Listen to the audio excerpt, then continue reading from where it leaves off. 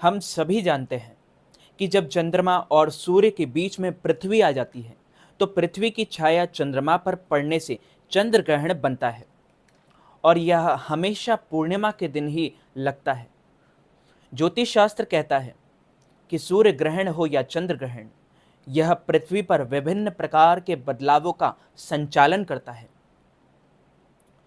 जिस राशि में ग्रहण लगता है, खासकर उस राशि को ग्रहण बहुत प्रभावित करता है। कुछ मामलों में यह अच्छा परिणाम देता है तो कई मामलों में यह नकारात्मक परिणाम भी देता है। अब आप ये सोच रहे होंगे कि जो 14 मार्च 2025 को चंद्र ग्रहण लग रहा है वह कौन सी राशि के लिए कितना प्रभावित होगा और किस राशि वालों के लिए बुरा प्रभाव देगा और किस राशि वालों की चमकेगी किस्मत, किस राशि वालों का बदलेगा भाग्य। इस बार यह ग्रहण कन्या राशि में लग रहा है और मीन राशि को प्रभावित करेगा। इसके अलावा कर्क राशि वालों जातकों पर भी ग्रहण का प्रभाव पड़ेगा। ग्रहण का शुरुआती समय 14 मार्च 2025 को सुबह 10:40 पर और इसकी समाप्ति का समय दोपहर 2:18 पर हो जाएगा। यह ग्रहण यूरोप, ऑस्ट्रेलिया, अफ्रीका, उत्तरी अमेरिका, दक्षिण अमेरिका, प्रशांत अटलांटिक और महासागर अंटार्कटिका तथा पूर्वी एशिया में पूरी तरह से दिखाई देगा। इसके अलावा उत्तरी अमेरिका, दक्षिणी अमेरिका में इस ग्रहण की आकृति प्रारंभ कल से समाप्ति तक देखी जा सकेगी।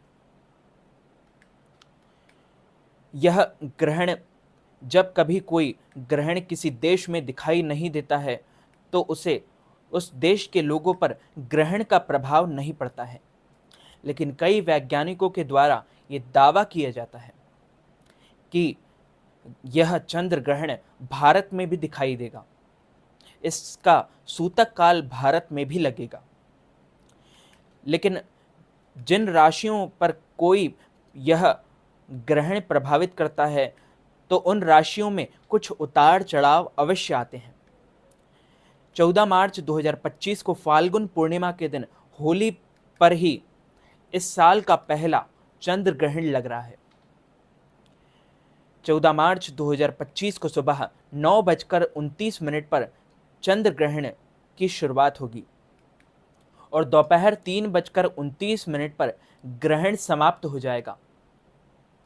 होली के दिन लग रहा यह चंद्र ग्रहण एक ब्लड मून, लाल चांद के रूप में दिखाई देगा। इस दिन करीब 100 साल बाद एक बड़ा ही दुर्लभ संयोग बनने वाला है। ज्योतिष की गणना के अनुसार होली पर चंद्र ग्रहण के अलावा सूर्य का मीन राशि में गोचर भी होने वाला है। चंद्र ग्रहण एक खगोलीय घटना है जब पृथ्वी, सूर्य और चंद्रमा एक सीध में आ जाते हैं, एक लाइन में आ जाते हैं। इस स्थिति में सूर्य की चमकती रोशनी तक नहीं पहुंच पाती है क्योंकि पृथ्वी अपनी छाया से चंद्रमा को ढक देता है। जब चंद्रमा पूरी तरह से पृथ्वी की छाया में आ जाता है तो इसे पूर्ण चंद्र ग्रहण कहते हैं। जब चंद्रमा आंशिक रूप से ढकता है तो उसे आंशिक चंद्र ग्रहण कहते हैं। कन्या राशि वालों के लिए आय के साधनों में कुछ रुकावट आ सकती है और यह प्रभाव अगले 15 दिन तक रह सकता है। इसलिए अपने आने वाले समय में पैसा इन्वेस्ट करने से सावधानी बरतें। शेयर मार्केट आदि में भी संभल कर ही कदम उठाएं। कर्क राशि वालों के लिए कंधे, बाजू पर चोट लगने की संभावना बनी रहेगी। बड़े कार्यों में सावधानी बरतें तथा मित्रों से मनमुटाव होने की भी प्रबल संभावनाएं हैं। व्यर्थ के विवादों से बचें और सिर दर्द आदि की परेशानी कुछ समय के लिए बढ़ सकती है। मीन राशि वालों के लिए संतान संबंधित चिंताएं हो सकती हैं और वैवाहिक जीवन में कुछ उतार चढ़ाव देखने को मिल सकते हैं। पार्टनरशिप के कार्यों में सावधानी बरतें। चंद्र ग्रहण का भारत पर कोई भी प्रभाव पड़ने वाला है। ग्रहण से डरने की आवश्यकता नहीं है, सिर्फ इन 3 राशि वालों को कुछ सावधानी बरतने की आवश्यकता रहेगी। भारत पर जब भी ग्रहण लगता है तो हमें सावधान रहना चाहिए, सतर्क रहना चाहिए। इन ग्रहण का सूतक आदि भी भारत पर प्रभावित करने वाला है। ग्रहण का प्रभाव होने पर आपको अपने भोजन पदार्थों में या जल में तुलसी पत्र डाल देना चाहिए ताकि वो जल अशुद्ध ना हो और बीमार लोग उस भोजन को ग्रहण कर सकें।